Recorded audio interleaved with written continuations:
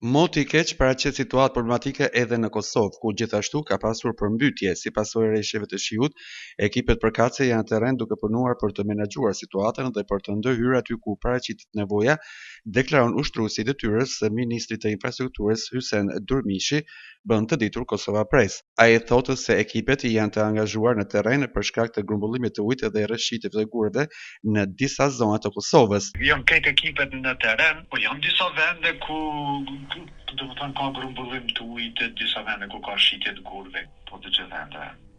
Na kena bërë evakuim familjeve, disa familje kena bërë evakuim kompletiv që i ka rrezikuneve, pjesë në moshave të ndryshme, kena bërë evakuimin edhe ende jenë të bërë evakuime. Çdo ditë ne kam telefonin në dorë. Bazuar në të dhënat e fundit nga Instituti Hidrometeorologjik i Kosovës, gjatë 24 orëve të fundit në Kosovë janë regjistruar mbi 25 mm rreshje shiu, ndërsa pritet që rreshjet të vazhdojnë edhe në ditën e vijim me intensitet të ndryshueshëm.